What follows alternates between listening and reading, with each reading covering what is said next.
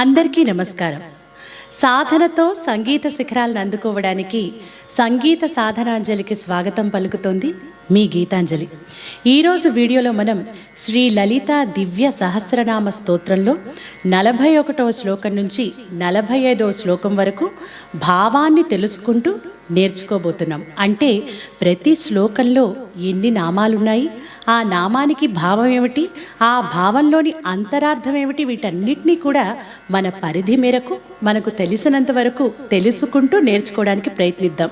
మీరు ఈ విధంగా భావాన్ని విని అలా మర్చిపోకుండా నెక్స్ట్ టైం మీరు మళ్ళీ ఈ శ్లోకాల్ని పాడుకుంటున్నప్పుడు ఆ భావాన్ని, ఆ శ్లోకంలోని నామాల్లో చెప్పబడినటువంటి అమ్మవారి రూపాన్ని, తత్వాన్ని మనసులో తలుచుకుంటూ, ధ్యానించుకుంటూ, భావించుకుంటూ ఈ శ్లోకాలను చదువుకోవడానికి ప్రయత్నించండి. ఆ కలిగే ఆనందం, ఈ శ్లోకాలను చదువుతున్నప్పుడు కలిగే అనుభూతి అనిర్వచనీయంగా ఉంటుంది. ఆ విధంగా భావాన్ని తెలుసుకుంటూ పాడుకుంటే.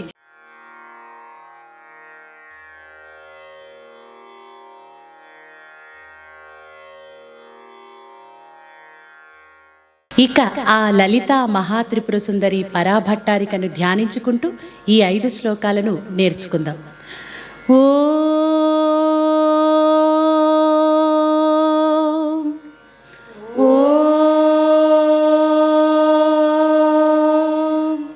శ్రీ లలితా మహాత్రిపుర సుందరి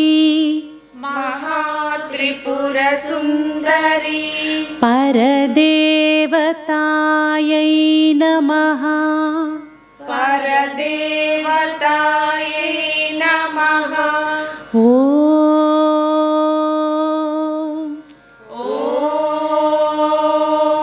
శ్రీమాత్రే నమః.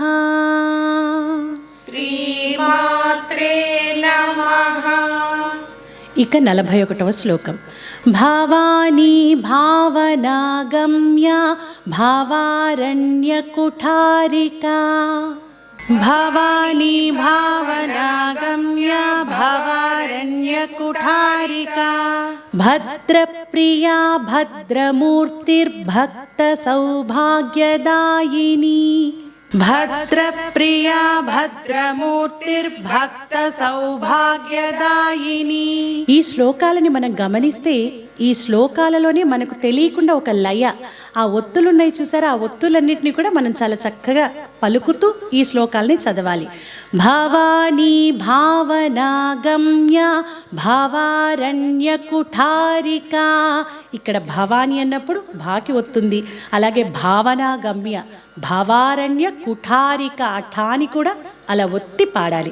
భద్రప్రియ భద్రమూర్తిర్భక్త సౌభాగ్యదాయిని. ఇలా ఒత్తులన్నింటినీ కూడా అలా చక్కగా పలికి అలా ఉచ్చరిస్తూ పాడితే ఈ శ్లోకాలు వినడానికి, పాడుకోవడానికి కూడా చాలా అద్భుతంగా ఉంటాయి. ఇప్పుడు ఈ 41వ శ్లోకాన్ని మనం లైన్ అంతా కలిపి ఇప్పుడు నేర్చుకున్నాం కదా, దాన్ని విడదీస్తూ కూడా ఇప్పుడు నేర్చుకుందాం. భావాని భావాని భావనాగమ్య భావనాగమ్య భావారణ్యకుఠారికా భావారణ్యకుఠారికా. భద్రప్రియా భద్రప్రియా భద్రమూర్తిః భద్రమూర్తిః భక్త సౌభాగ్యదాయిని భక్త సౌభాగ్యదాయిని. ఈ 2వ లైన్లో మనం గమనిస్తే భద్రప్రియ భద్రమూర్తిర్భక్త సౌభాగ్యదాయిని అని కలిపి పాడేటప్పుడు భద్రమూర్తిర్భక్త అని కలిపి పాడాం.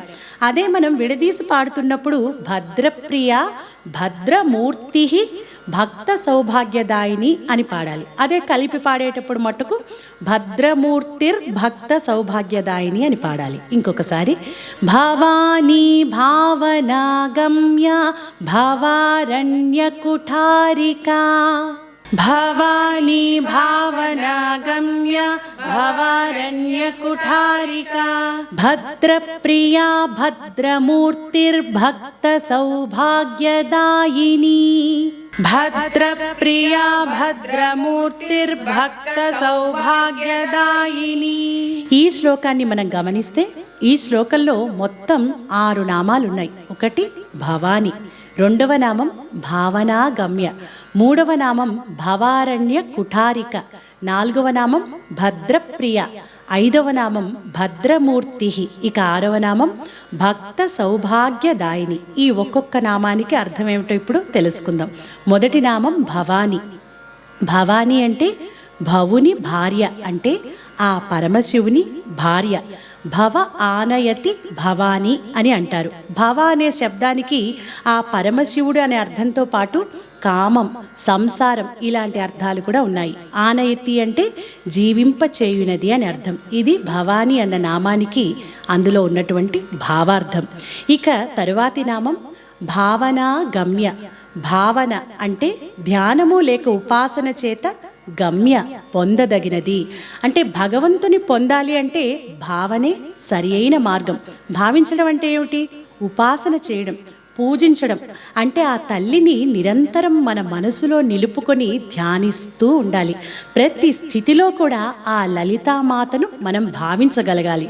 అంటే అర్చన చేస్తున్నాం అనుకోండి, అంటే మనం పూజ చేసుకుంటుంటే ఆ పూజ చేసుకున్నప్పుడు మనం పెట్టుకున్న ప్రతిమలో, ఆ ఫోటోలో, ప్రతి దాంట్లో కూడా మనం ఆ పటంలో, ఆ ప్రతిమలో కూడా అమ్మవారి రూపాన్ని, అమ్మవారి అక్కడ కూర్చున్నట్లు మనం భావించగలగాలి, దర్శించగలగాలి.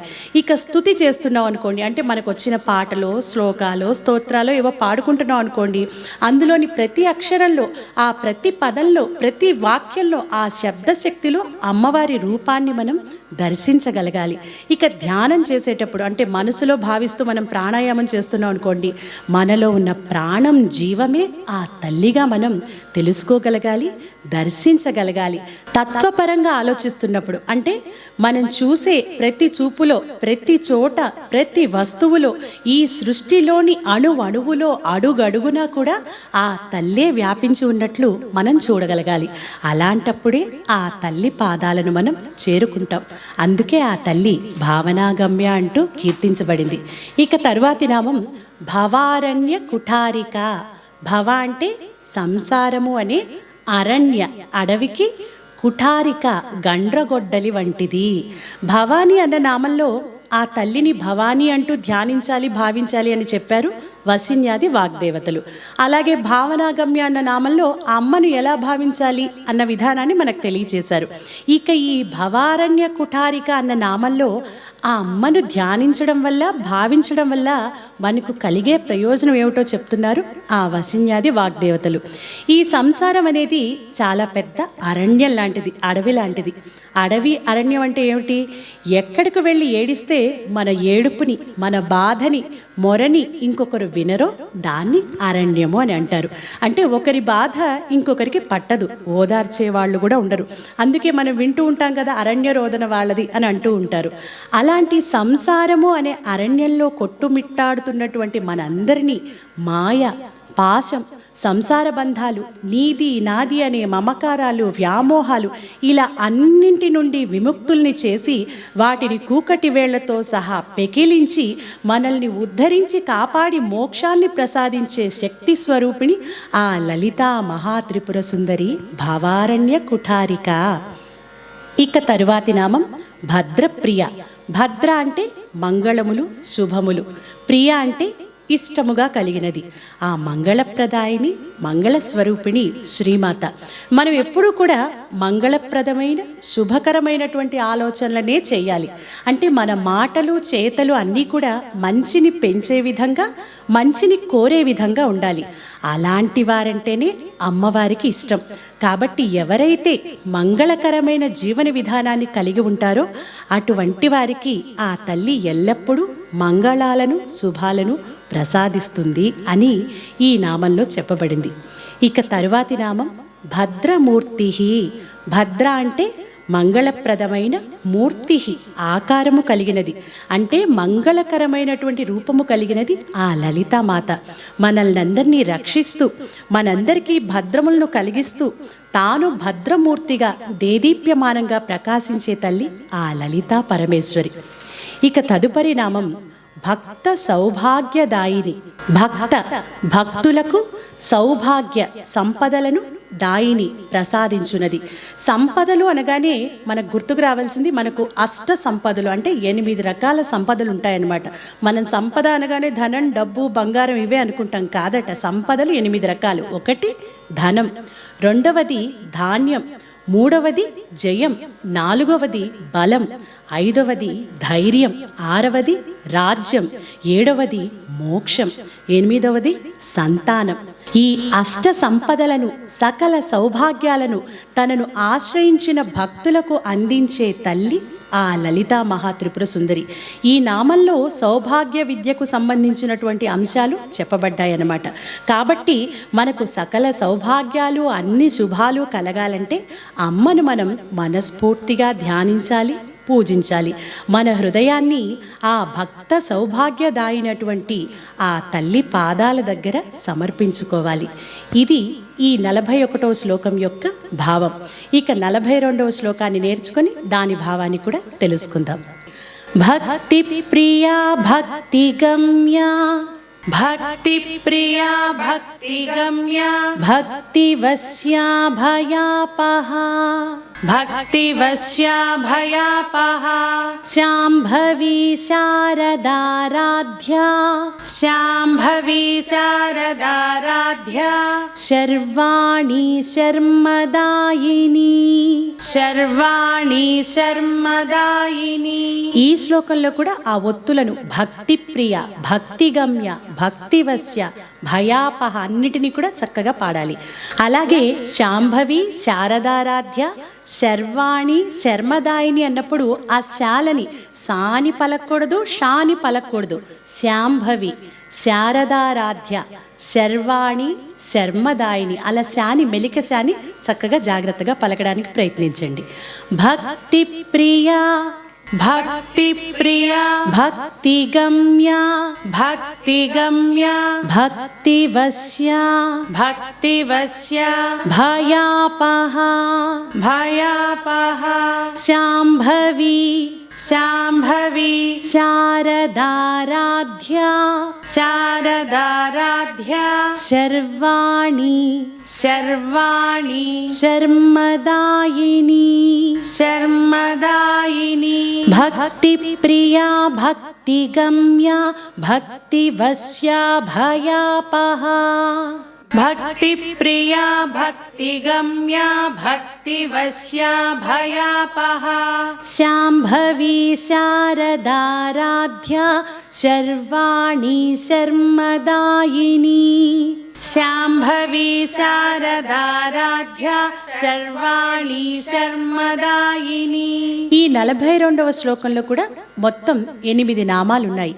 భక్తి ప్రియ ఒక నామం, భక్తి గమ్య 2వ నామం, భక్తి వశ్య 3వ నామం, భయాపహ 4వ నామం, శాంభవి 5వ నామం, శారదారాధ్య 6వ నామం, శర్వాణి 7వ నామం, 8వది శర్మదాయిని.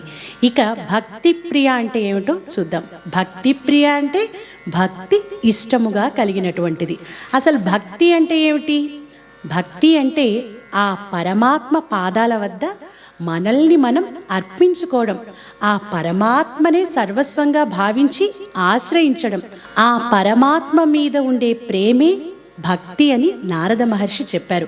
భగవద్గీతలో కూడా ఆ శ్రీకృష్ణ పరమాత్మ ఏమని చెప్పారంటే, అనన్యాశ్చింత ఎంతో మాం ఏ జనా పర్యుపాసతే తేషాం నిత్యాభియుక్తానాం యోగక్షేమం వహామ్యహం. అంటే అన్య చింతన లేక, వేరే ఆలోచనలు లేకుండా, ఎటువంటి కోరికలు లేకుండా, ఏమీ ఆలోచించకుండా ఆ పరమాత్మను ధ్యానించడమే నిజమైన భక్తి. అలాంటి భక్తుల యోగక్షేమాలను ఆ పరమాత్మే చూసుకుంటాడు. అటువంటి భక్తుల పూర్తి బాధ్యత ఆ పరమాత్మదే. మనమేమీ కోరుకోనక్కర్లేదు. మనం కోరుకోకుండానే, అడగకుండానే ఆ పరమాత్మ మనకేం కావాలో, మనం సుఖంగా ఉండడానికి ఏమి ఇవ్వాలో అన్నీ కూడా ఆయనే మనకిస్తాడు. అయితే ఈ భక్తి కూడా 9 రకాలుగా ఉంటుందట. అంటే ఈ 9 రకాల భక్తి మార్గాల ద్వారా మనం ఆ పరమాత్మని చాలా సులభంగా చేరుకోవచ్చు. ఏమిటది? మొదటిది శ్రవణం అంటే ఆ పరమాత్మ గురించి వినడం. రెండవది కీర్తనం, చక్కగా ఆ పరమాత్మను ధ్యానిస్తూ, మనకు పాటలు రానక్కర్లేదు, సంగీతం రానక్కర్లేదు, మనస్ఫూర్తిగా ఆనందంగా ఆ పరమాత్మ గురించి పాడుకోవడం. స్మరణం అంటే ఆ పరమాత్మను ఎప్పుడూ కూడా అలా స్మరిస్తూ ధ్యానిస్తూ మనసులో భావిస్తూ ఉండడం. నాలుగవది పాదసేవ, ఆ స్వామికి పాదసేవ చేసుకోవడం. ఐదవది అర్చనం, పూజించడం. ఆరవది వందనం, మనస్ఫూర్తిగా నమస్కరించడం. ఏడవది దాస్యం, ఆయనే దిక్కని ఆయన మీదే భారం వేయడం. ఎనిమిదవది సఖ్యం, ఆయన్ని ఒక స్నేహితుడిలాగా భావిస్తూ అన్నీ కూడా ఆయనకే చెప్పుకుంటూ మన భారాన్ని ఆయన మీద వదిలిపెట్టడం. తొమ్మిదవది ఆత్మ నివేదనం అంటే సర్వం ఆయనకే అర్పించడం. వీటిల్ని 9 భక్తి మార్గాలు, నవవిధ భక్తి మార్గాలు అంటారు. పరీక్షిత్తు, నారదుడు, ప్రహ్లాదుడు, గుహుడు, శబరి, అక్రూరుడు, గరుత్మంతుడు, అర్జునుడు, బలిచక్రవర్తి మొదలగు ఇలాంటి ఎందరెందరో భక్తులు తమ నిష్కల్మషమైన భక్తితో ఆ పరమాత్మను సేవించి తరించారు. కాబట్టి మనస వాచ కర్మణ త్రికరణ శుద్ధిగా తనను నమ్ముకున్న భక్తులకు కొంగు బంగారమై సకల సౌభాగ్యాలను కలిగించే భక్తి ప్రియ ఆ లలిత మహాత్రిపుర సుందరి పరాభట్టారిక. ఇది ఈ భక్తి ప్రియ అన్న నామానికి భావం. ఇక తరువాతి నామం భక్తి గమ్య అంటే భక్తిచే చేరదగినది, భక్తిచే పొందదగినది. భక్తి అనే మార్గమే ఆ తల్లిని పొందడానికి మనకున్న ఏకైక మార్గం. ఆ భక్తే మనల్ని ఆ జగన్మాతకు దగ్గరగా చేరుస్తుంది. అందుకే అమ్మ భక్తి గమ్య. ఇక తదుపరి నామం భక్తి వశ్య అంటే భక్తికి అధీనురాలు, భక్తికి లొంగిపోతుంది ఆవిడ. అమ్మని ఎవ్వరూ కూడా వశం చేసుకోలేరు. ఈ చరాచర సృష్టి అమ్మ వశంలోనే, అమ్మ కనుచూపుల అధీనంలోనే ఉంటుంది. కానీ ఆ జగజ్జనని కేవలం తనను నమ్ముకున్న భక్తుల భక్తికి మాత్రమే లొంగిపోతుంది. తన భక్తుల నిర్మలమైన ప్రేమకు వశమైపోతుంది. ఆ తల్లిపై గట్టి నమ్మకం పెట్టుకుంటే చాలు, ఆ తల్లే మనకు దారి చూపించి మనల్ని ముందుకు నడిపిస్తుంది. తన భక్తుల భక్తికి వశమైపోతుంది. కాబట్టి ఆ లలితామాతను ఈ నామంలో భక్తివశ్య అంటూ కీర్తించారు వసిన్యాది వాగ్దేవతలు. ఇక తరువాతి నామం భయాపహ. భయ అంటే భయములను, అపహ నివారించున్నది. మనకు భయం అనగానే ఒకటే భయం తెలుసు, కానీ భయాలలో కూడా 3 రకాల భయాలు ఉన్నాయి. ఒకటి ఆధ్యాత్మిక భయం అంటే మన శరీరానికి వచ్చే రోగాలు జబ్బుల వల్ల మనకు కలిగే భయాన్ని ఆధ్యాత్మిక భయం అంటారు. ఇక రెండవది ఆది భౌతిక భయం అంటే మన చుట్టూ ఉన్న వారి వల్ల, జంతువులు, పురుగులు ఇలాంటి జీవుల వల్ల మనకు కలిగే భయాన్ని ఆది భౌతిక భయం అంటారు. ఇక మూడవది ఆది దైవిక భయం అంటే భూకంపాలు, తుఫాన్లు, వరదలు ఇలాంటి అనుకోకుండా వచ్చే ప్రకృతి వైపరీత్యాల వల్ల మనకు కలిగే భయాన్ని ఆది దైవిక భయం అంటారు. ఇలాంటి ఎటువంటి భయాన్నైనా భయాలనైనా పోగొట్టగలిగే అభయప్రదాయిని ఆ జగన్మాత. నమస్తే శరణ్యే శివే సానుకంపే, నమస్తే జగద్వ్యాపికే విశ్వరూపే, నమస్తే జగద్వంద్య పాదార విందే, నమస్తే జగత్తారిని త్రాహిదుర్గే అంటూ ఆ తల్లిని వేడుకుంటే చాలు అన్ని రకాల భయాలు తొలగిపోతాయని మన పురాణాల్లో కూడా చెప్పబడింది. అందుకే ఆ తల్లి భయాపహ. ఇక తరువాతి నామం శాంభవి. శంభుని భార్య కాబట్టి ఆమె శాంభవి. ఆ శంభుని శక్తే శాంభవి. శం అంటే సుఖము, శాంతము, శుభము అనే అర్థాలు. శంభుడు అంటే శుభములను సుఖములను ప్రసాదించేవాడు. శంభుని భార్య కాబట్టి ఆ తల్లి మనకు అన్ని సుఖాలను, శుభాలను, శాంతిని ప్రసాదిస్తుంది. అందుకే ఆ తల్లి శాంభవి. ఇక తదుపరి నామం శారదారాధ్య. శారద అంటే సరస్వతీదేవిచే ఆరాధ్య, ఆరాధింపబడుచున్నది. శారద అంటే పలుకు, జ్ఞానము అనే అర్థం. ఈ శారదా శక్తులు అంటే ఎవరు? వాగ్దేవతలు. వాగ్దేవతల చేత పూజింపబడుతోంది కాబట్టి ఆ తల్లిని శారదారాధ్య అని అంటారు. ఈ శారదారాధ్యకి ఇంకొక భావాన్ని కూడా చెప్పుకోవచ్చు. శరత్ అంటే సంవత్సరం అనే అర్థం ఉంటుంది. అంటే సంవత్సరం అంతా ఎల్లవేళలా అన్ని సమయాలలో కూడా పూజించదగినది, నిత్యం ఆరాధించదగినది కాబట్టి ఆ తల్లిని శారదారాధ్య అని కూడా అనొచ్చు. ఇక మరొక భావాన్ని చెప్పుకోవాలి అంటే శరత్ అంటే శరదృతువు. ఈ శరత్కాలంలో అమ్మవారిని పూజిస్తే సంవత్సరమంతా పూజించిన ఫలితం కలుగుతుందని మనకు చెప్పబడింది. కాబట్టి ఆ తల్లిని శారదారాధ్య అంటూ వసిన్యాది వాగ్దేవతలు కీర్తించారు. ఇక తరువాతి నామం శర్వాణి. శర్వుని భార్య కాబట్టి ఆ తల్లి శర్వాణి. శర్వుడు అంటే శివుడు. శర్వుడు అంటే అర్థం చెప్పుకోవాలి అంటే సకల జగత్తుని తనలో లీనం చేసుకునేవాడు శర్వుడు. భూమి రూపంలో ఉన్న శివుణ్ణి శర్వుడు అంటారు. జల రూపంలో ఉన్న శివుణ్ణి భవుడు అంటారు. భవుని భార్య కాబట్టి ఇందాక మనం ఆ తల్లిని భవాని అంటూ స్మరించాం. అలాగే శర్వుని భార్య కాబట్టి శర్వాణి అంటూ ఈ నామంలో ఆ అమ్మని మనం ధ్యానించుకుంటున్నాం. ఇక తరువాతి నామం శర్మదాయిని. శర్మ అంటే సుఖం. ఇది మామూలు సుఖం కాదు, పరమానందం, బ్రహ్మానందం, అంతకు మించిన సచ్చిదానందం. అంటే ఇంతకు మించి ఇంకా వేరే ఆనందం, సుఖం అనేది ఏది ఉండదు. అటువంటి సుఖాన్ని ప్రసాదించేది శర్మదాయిని. భక్తిప్రియ, భక్తిగమ్య, భక్తివశ్య అయినటువంటి భయాపహ శర్వాణి అయినటువంటి ఆ శ్రీ లలిత మహాత్రిపుర సుందరి తనను నమ్మి సేవించే భక్తులకు సుఖశాంతులను ప్రసాదించే శర్మదాయిని. ఇప్పుడు 43వ శ్లోకాన్ని నేర్చుకుందాం. శాంకరీ శ్రీకరీ సాధ్వీ. శాంకరీ శ్రీకరీ సాధ్వీ శరచ్చంద్ర నిభాననా. శరచ్చంద్ర నిభాననా శాతోదరీ శాంతిమతి. శాతోదరీ శాంతిమతి నిరాధారా నిరంజనా. నిరాధారా నిరంజనా శాంకరీ. శాంకరీ శ్రీకరీ. శ్రీకరీ సాధ్వీ. సాధ్వీ శరచ్చంద్ర నిభాననా. శరచ్చంద్ర నిభాననా శాతోదరీ. శాతోదరీ శాంతిమతి.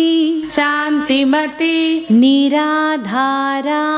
నిరాధారా నిరంజనా. నిరంజనా శాంకరీ శ్రీకరీ సాధ్వీ శరచ్చంద్ర నిభాననా. శాంకరీ శ్రీకరీ సాధ్వీ శరచ్చంద్ర నిభాననా శాతోదరీ శాంతిమతి నిరాధారా నిరంజనా. శాతోదరీ శాంతిమతి నిరాధారా నిరంజనా. ఈ 43వ శ్లోకంలో కూడా మొత్తం 8 నామాలు ఉన్నాయి. శాంకరి ఒక నామం, శ్రీకరి 2వ నామం, సాధ్వి 3వ నామం, శరచ్చంద్ర నిభానన 4వ నామం, అలాగే శాతోదరి 5వ నామం, శాంతిమతి 6వ నామం, నిరాధార 7వ నామం, నిరంజన 8వ నామం. ఇక శాంకరి. శాంకరి అంటే శంకరుని భార్య. మనం ఇంతకుముందు చెప్పుకున్నాం కదా, శంభుని భార్య శాంభవి, శర్వుని భార్య శర్వాణి, భవుని భార్య భవాని. ఇక శంకరుని భార్య శాంకరి. శం అంటే శాంతము, సుఖము, శుభము అనే అర్థమని ఇందాక కూడా చెప్పుకున్నాం మనం. వీటికి మూలమైనటువంటి వాడు కాబట్టి, వీటిల్ని ప్రసాదించేవాడు కాబట్టి ఆ పరమేశ్వరుణ్ణి శంకరుడు అంటారు. ఆ శంకరుని శక్తే శాంకరి. ఈ శాంకరి రూపంలో ఆ శ్రీమాత తన భక్తులకు సకల శుభాలను, సుఖాలను, శాంతిని చేకూరుస్తుంది. ఇక తరువాతి నామం శ్రీకరి. శ్రీ అంటే ఐశ్వర్యం, కరి అంటే ప్రసాదించున్నది. శ్రీ అంటే లక్ష్మి. ఇన్ని రకాల లక్ష్ముల్ని ఇచ్చే శక్తి శ్రీకరి. శ్రీ అంటే సంపద అనే అర్థమే కాకుండా ధైర్యం, జయం, ముక్తి, మోక్షం, జ్ఞానం, శోభ, ఇలా అనేక అర్థాలు కూడా ఉన్నాయి. వీటన్నిటినీ కూడా మనకు ప్రసాదించే భక్త సౌభాగ్యదాయిని భద్రమూర్తి ఆ లలితా మహాత్రిపుర సుందరి. ఇక తరువాతి నామం సాధ్వి. సాధ్వి అంటే మహాపతివ్రత. పతిని అనుగమించి అనుసరించే సాధ్వి ఆ శ్రీమాత. ఇక్కడ అమ్మవారి పాతివ్రత్యం యొక్క గొప్పతనం చెప్పబడింది. అమ్మవారు మహాపతివ్రత. ఆ లలితామాత భక్తుల కోరిక మీద ఎన్ని జన్మలెత్తినా ప్రతి జన్మలో కూడా ఆ శివుణ్ణే తన భర్తగా పొందింది. హిమవంతుని కుమార్తెగా జన్మించి హైమవతిగా పార్వతిగా గొప్ప తపస్సు చేసి ఆ శివుణ్ణి భర్తగా పొందింది. అలాగే భృగు మహర్షి కుమార్తెగా పుట్టి భార్గవిగా, కతుడు అనే మహర్షికి కుమార్తెగా పుట్టి కాత్యాయనిగా, దక్ష ప్రజాపతికి కుమార్తెగా పుట్టి దాక్షాయనిగా, ఇలా ప్రతి జన్మలో కూడా ఆ పరమశివుణ్ణే చేరుకున్నటువంటి మహాసాధ్వి మహాపతివ్రత ఆ జగన్మాత. ఇది ఈ సాధ్వి అన్న నామం యొక్క భావం. ఇక తర్వాతి నామం శరత్చంద్ర నిభానన.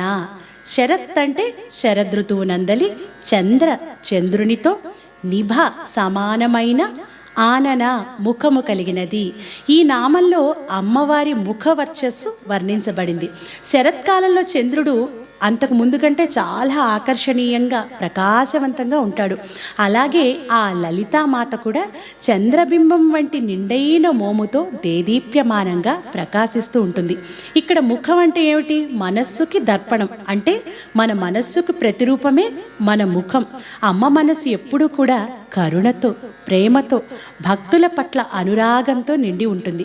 అటువంటి మనస్సు కలిగిన ఆ తల్లి ముఖం కూడా అంతే నిశ్చలంగా దేదీప్యమానంగా ప్రకాశిస్తూ ఉంటుంది. కాబట్టి ఆ అమ్మ శరత్చంద్ర నిభానన అని ఈ నామంలో కీర్తించబడింది. ఇక తరువాతి నామం శాతోదరి. శాత అంటే సూక్ష్మమైన పలుచటి, ఉదరి అంటే పొట్ట కలిగినది. ఇంకొక అర్థం ఏమిటంటే శతోదరుడైనటువంటి హిమవంతుని కుమార్తె కాబట్టి కూడా ఆ తల్లిని శాతోదరి అంటారు. శతోదరుడు అంటే శత అంటే 100, ఉదర అంటే గుహలు కలిగిన వాడు. ఎవరు? ఆ హిమవంతుడు. ఆ హిమవంతుడు కుమార్తె కాబట్టి ఆ తల్లి శాతోదరి. ఇక్కడ అమ్మవారి రూపవర్ణన చెప్పబడింది. అంటే శరత్చంద్ర నిభానన అన్నప్పుడు అమ్మ ముఖం మన కళ్ళ ముందు మెదలాలి. అలాగే ఈ శాతోదరి అని మనం అలా చదువుకుంటున్నప్పుడు పాడుకుంటున్నప్పుడు అమ్మ రూపం పాదాల నుండి శిరస్సు వరకు కూడా మన మనస్సులో అలా నిలబడిపోవాలి. పైకి రూపవర్ణనగా కనిపిస్తున్నా ఈ నామంలో వనదుర్గ మంత్ర రహస్యం దాగి ఉంది. ఇవన్నీ కూడా ఈ శాతోదరి లాంటివన్నీ కూడా సాముద్రిక లక్షణాలట. ఇంత భావం దాగి ఉంది ఈ శాతోదరి అన్న నామంలో. ఇక తరువాతి నామం శాంతిమతి.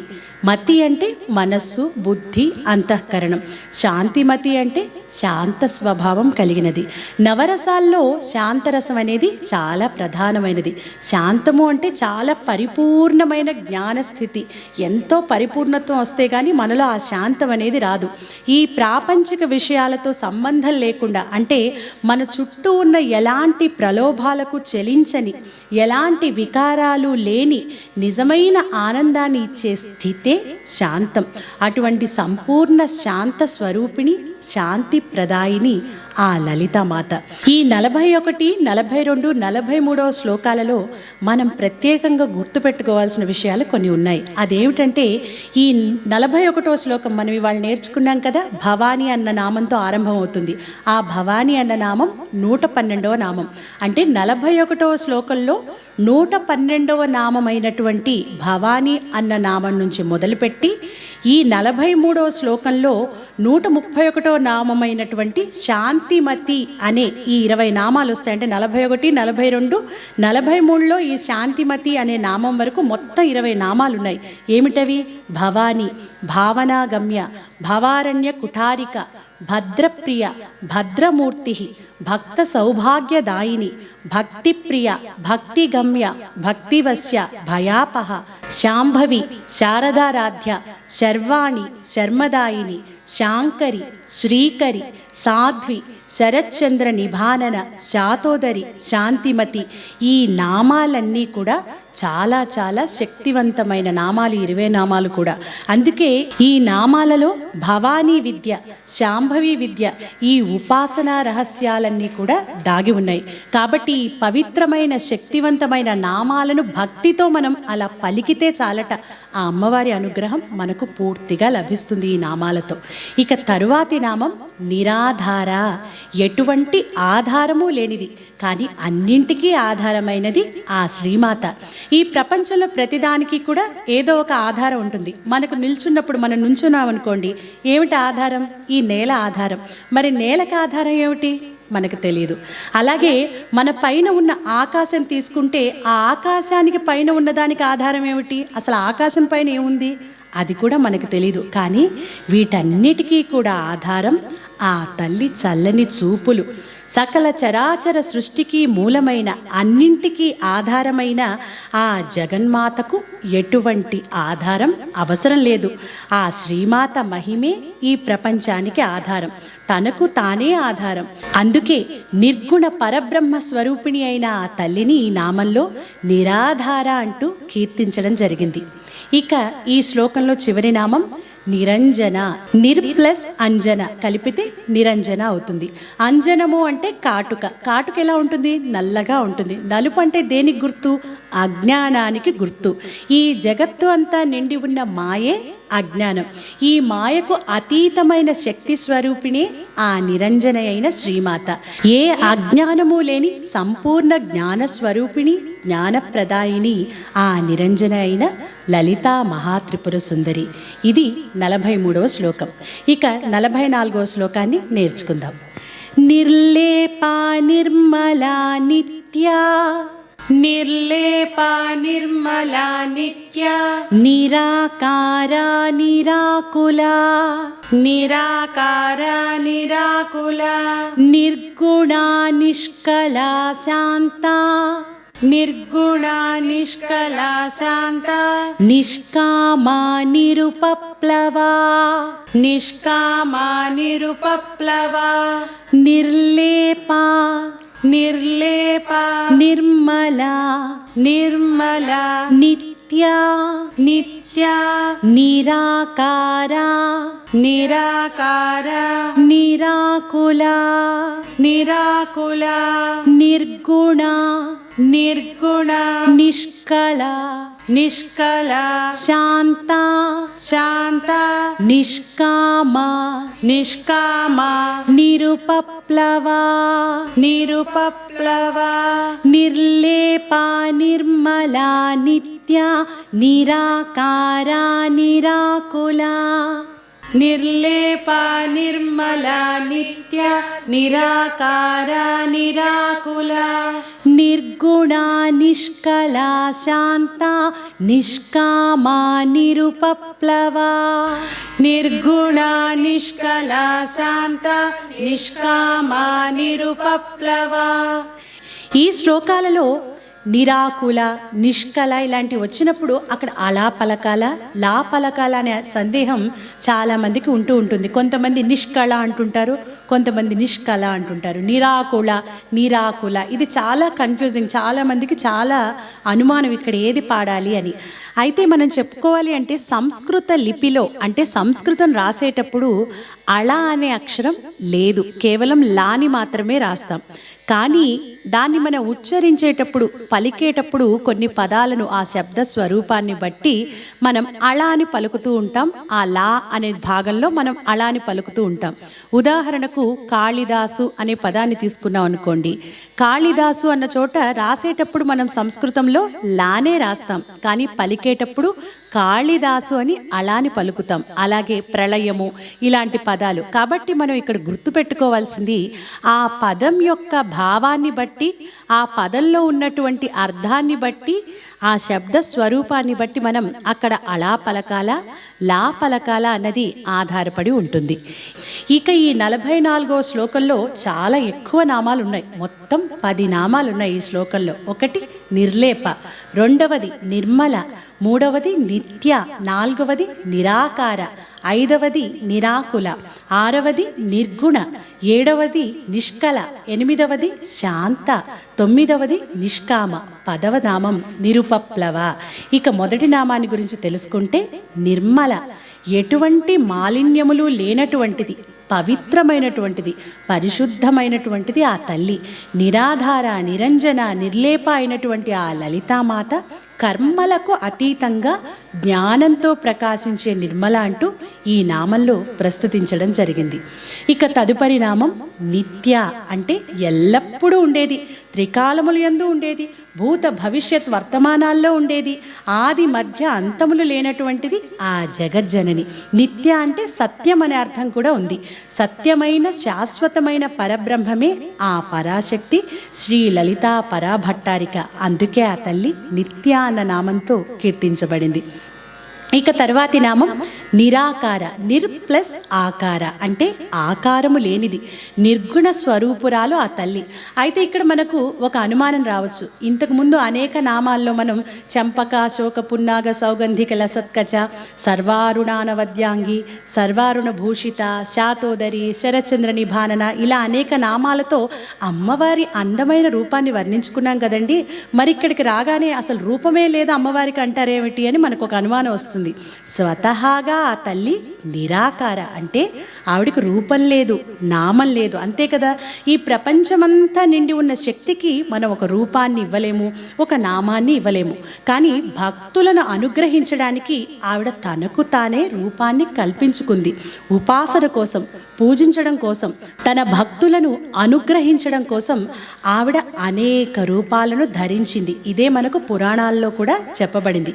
ఈ రూపాలు ఎందుకు అవసరమా? ఈ రూపాలు అంటే ఒక రూపాన్ని భావించుకుంటేనే మనం పూర్తి ఏకాగ్రతతో ఆ తల్లిని కానీ, ఆ పరమాత్మను కానీ, ఆ రూపాన్ని కానీ పూజించుకోగలుగుతాం. అందువల్ల ఆ తల్లి అనేక రూపాలలో మనకు దర్శనమిస్తుంది. కానీ ఆ తల్లి అసలు స్వరూపం, అసలు తత్వం నిరాకార. తర్వాతి నామం నిరాకుల. నిర్ ప్లస్ అకుల అంటే ఎటువంటి వ్యాకులత లేనిది, అంటే ఎలాంటి చంచలత్వం, అలజడి లేకుండా, ఎలాంటి వికారాలు లేకుండా నిశ్చలంగా, నిర్మలంగా ఉండే తల్లి ఆ లలితా మహాత్రిపుర సుందరి. ఇక తదుపరి నామం నిర్గుణ. నిర్ ప్లస్ గుణ అంటే ఎటువంటి గుణములు లేనటువంటిది, గుర్తించడానికి కూడా వీలు కానటువంటిది, గుణాలను మించి నిర్గుణంగా ప్రకాశించేది ఆ నిర్గుణ అయిన శ్రీమాత. ఇక తరువాతి నామం నిష్కళ. ఎటువంటి అవయవాలు, గుణములు లేనటువంటిది. కళ అంటే భాగం అనే అర్థం ఉంటుంది. సకల అంటే అన్ని భాగాలు ఉండడం. నిష్కళ అంటే ఏ భాగాలు లేకపోవడం. కానీ ఇక్కడ గమనించాల్సింది ఈ సృష్టి అంతా కూడా ఆవిడలో భాగమే.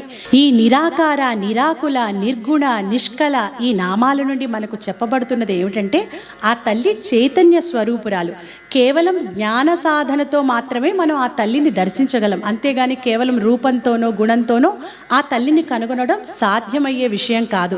కేవలం నిష్కల్మషమైన సాధనతో, నిండైన భక్తి భావనతోనే ఆ తల్లి యొక్క దివ్య మంగళ రూపాన్ని మనం దర్శించుకోగలం. ఇక తదుపరి నామం శాంత. శాంత స్వరూపము కలిగిన కరుణామూర్తి, కరుణాంతరంగా ఆ లలితామాత. శాంతిమతి అన్న నామంలో కూడా ఈ శాంత స్వభావాన్ని గురించి మనం ఎన్నో విషయాలను చెప్పుకున్నాం.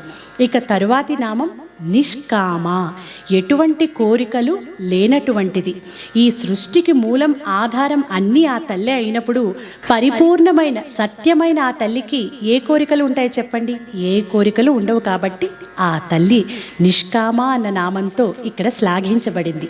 ఇక తరువాతి చివరి నామం అంటే ఈ 44వ శ్లోకంలో చివరి నామం నిరుపప్లవ అంటే నాశము లేనిది. అమృతమూర్తి అయిన ఆ తల్లికి నాశము అనేది ఉండదు. అలాగే ఆ అమ్మ తన అమృతత్వంతో తనను పూజించే వారికి, తన భక్తులకు ఎలాంటి బాధ, కష్టం, నాశం, కొరత లేకుండా చల్లగా చూసుకునే అమృతమై ఆ జగన్మాత నిరుపప్లవ. ఇప్పుడు 45వ శ్లోకాన్ని నేర్చుకుందాం. నిత్యముక్త నిర్వికారా. నిత్యముక్తా నిర్వికారా. నిష్ప్రపంచా నిరాశ్రయా. నిష్ప్రపంచా నిరాశ్రయా. నిత్యశుద్ధా నిత్యబుద్ధా. నిత్యశుద్ధా నిత్యబుద్ధా. నిరవద్యా నిరంతరా. నిరవద్యా నిరంతరా.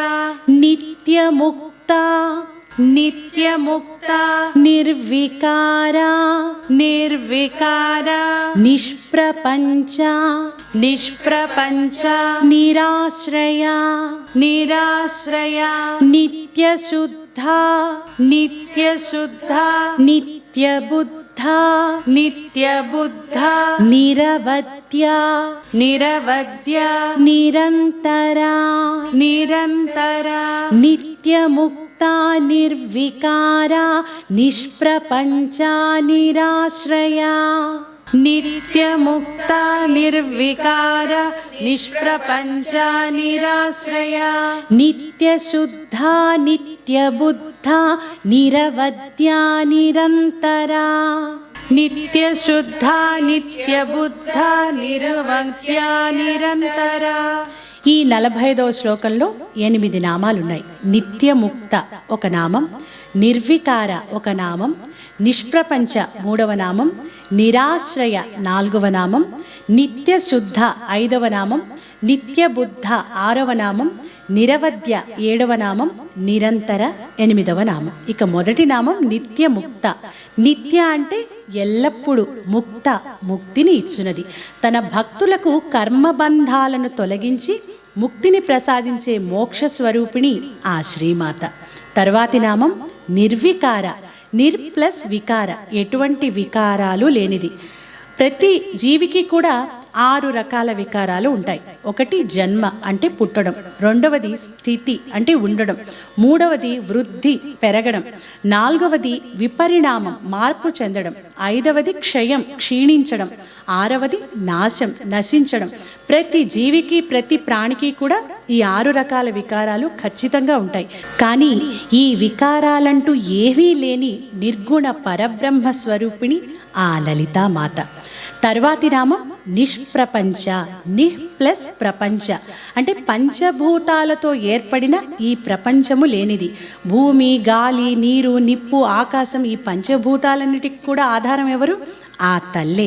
అలాగే 14 లోకాలు అతల వితల సుతల తలాతల మహాతల రసాతల పాతాళ భూలోక భువర్లోక సువర్లోక మహాలోక జనాలోక తపోలోక సత్యలోక ఈ వీటన్నిటికీ కూడా ఆధారమైన తల్లి ఆ తల్లే.